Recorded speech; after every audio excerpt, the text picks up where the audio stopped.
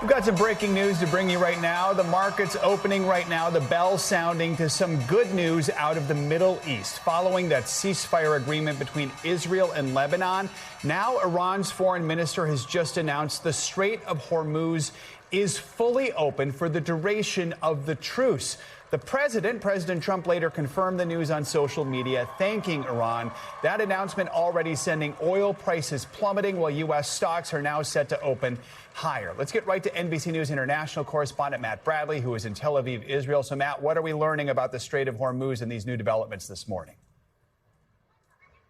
Well, Joe, I mean, in just the last hour, we seem to have got it from both sides. From the Iranians, Abbas Araghchi, he is the foreign minister of Iran, one of the people who has been circulating around the world trying to make Iran's case. He just came out and said that now the Strait of Hormuz is open to all traffic in line with that ceasefire. And then we heard shortly afterwards President Trump announcing the same thing on his Truth social media account. So it looks as though we are seeing a massive movement in what had been a critical impasse in the way of trying to not just impose this ceasefire between the U.S. and Israel on one side and Iran on the other, but in trying to extend it further beyond its 2-week limit. So as we've been seeing talk about more talks in Pakistan to try to extend this ceasefire, to try to restore it. I mean, this is the thing, is that it was really hanging on by a thread.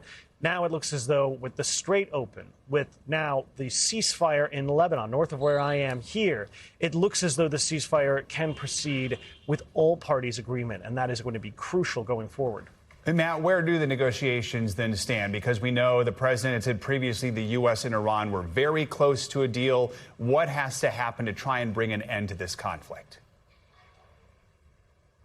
Yeah, it looks as though we're going to need more negotiations in order to truly bring an end to this conflict. But as I said, the ceasefire now looks like it's in a better position than it was just an hour ago in the events of just the past hour, that back and forth between Abbas Araghchi and the president. So it does look as though the ceasefire itself is going to hold. And then that critical thing the previous night, the ceasefire in Lebanon, that had been a major issue. Iran had said that unless the ceasefire is imposed on the warring parties, Israel and Hezbollah in Lebanon, then they're going to keep the Strait of Hormuz shut. This is consistent with Iran's position that Hezbollah, its main cat's paw in the Middle East, its main benefactor, its main, Iran is the main benefactor for Hezbollah.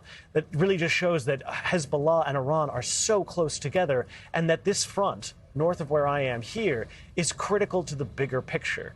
And now we're seeing all of this kind of falling into place. The big thing going forward now with the Strait of Hormuz is going to be the nuclear capabilities for Iran. There are still about 440 kilograms, nearly 1,000 pounds of highly enriched uranium buried underneath nuclear reactors and nuclear facilities in Iran. They had been bombed back last June. That is still a critical issue. And now the Iranians, and last we heard, the Iranians had proposed that they would suspend further enrichment for another 3 to 5 years. This in response to the Americans' offer that they suspend enrichment for another 20 years. So there is still a lot of work left to be done in terms of diplomacy to bring the two parties together. And we have heard from both sides, it sounds like, that there is another meeting in the offing to try to solidify this ceasefire deal. And with the news we just got, it looks as though this ceasefire really can last. All right, Matt Bradley in Tel Aviv. Matt, thank you so much. We thank you for watching. And remember, stay updated on breaking news and top stories on the NBC News app or watch live on our YouTube channel.